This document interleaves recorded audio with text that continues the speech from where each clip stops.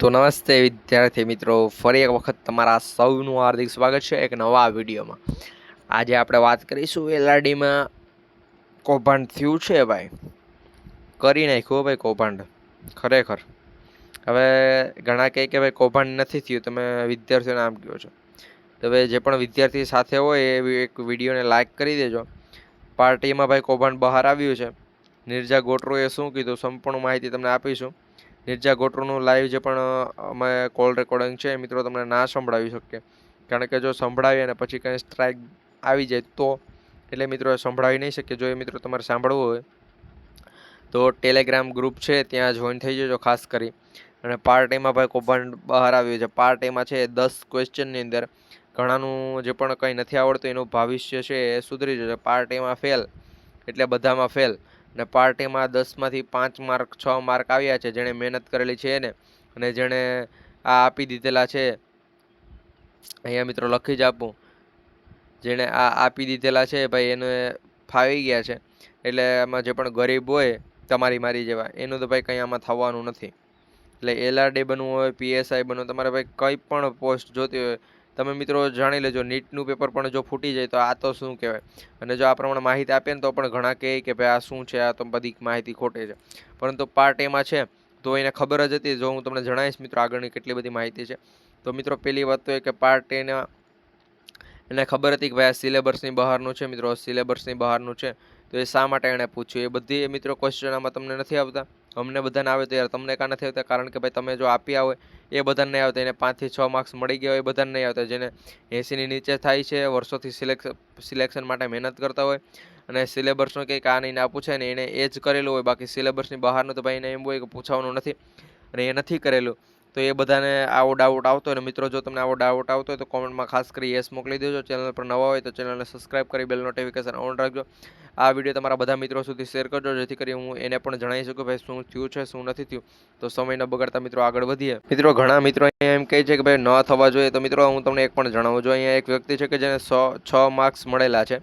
અહીંયા વ્યાકરણના પ્રશ્નો રદ થવા જોઈએ. જે વિદ્યાર્થીઓને વ્યાકરણના માર્ક્સ આવેલા છે એના માર્ક્સ છે એ ન રદ થવા જોઈએ. ઉદાહરણ તરીકે મને 6 માર્ક્સ આવેલા છે 10માંથી, તો 6 માર્ક્સ મારા 6ના 6 જ રહેવા જોઈએ. અને બીજા જે પણ છે એને પણ 6 માર્ક્સ મળવા જોઈએ. મારે વ્યાકરણમાં 6 માર્ક્સ આવેલા છે, અમારા 6 માર્ક્સ રદ થાય તો અમને ઘણું નુકસાન થાય. ભાઈ આ વાત તો અમે પણ યાર સમજી શકીએ છીએ, પરંતુ વ્યાકરણ સિલેબસ બહાર છે એના માર્ક્સ બધા વિદ્યાર્થીઓને ઉમેરી આપવા જોઈએ.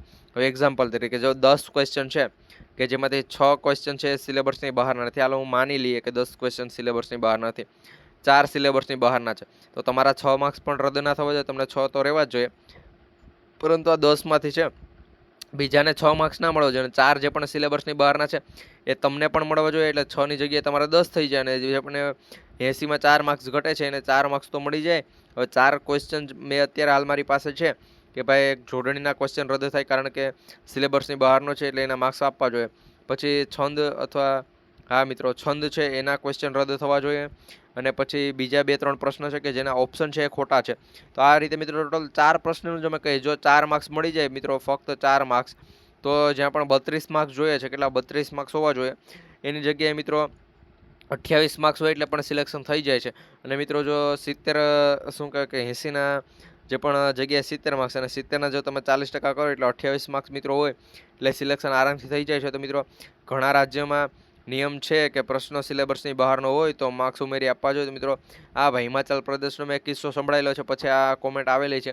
એટલે મિત્રો ઘણા રાજ્યમાં ગુજરાતમાં આવું શા માટે નહીં, કારણ કે ભાઈ ગુજરાતમાં છે એ જો નોકરી જોતી હોય તો આ તમારે આપવું પડે ભાઈ, નોકરી જોતી તો આ આપવું પડે. ને જો મિત્રો આ જેણે આપેલું છે એ બધાનું સિલેક્શન થઈ પણ ગયું છે.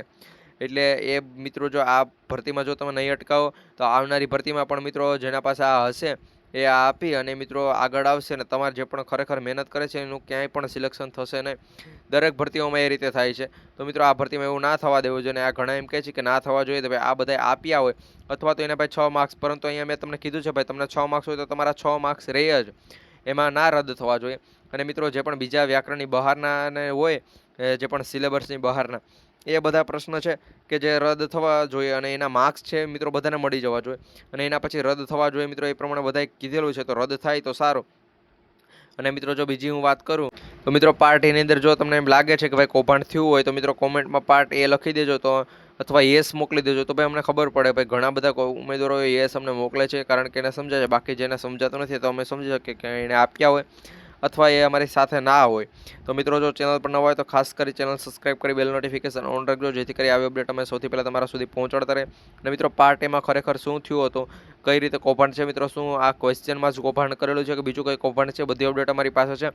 એ જો જોતી હોય તો ચેનલ સબસ્ક્રાઇબ કરી બેલ નોટિફિકેશન ઓન રાખજો, વિડીયોને એક લાઇક કરી દેજો, જેથી કરી આવી અપડેટ અમે સૌથી પહેલાં તમારા સુધી પહોંચાડતા રહીએ. મિત્રો હજી ઘણી અપડેટ છે પરંતુ એ અપડેટ દેવાની મનાઈ છે, જેમ કે કઈ રીતે આ નિર્જય ગોટવાનું જે પણ કોલ રેકોર્ડિંગ અમારી પાસે છે એ તમને આપવાની મનાઈ છે.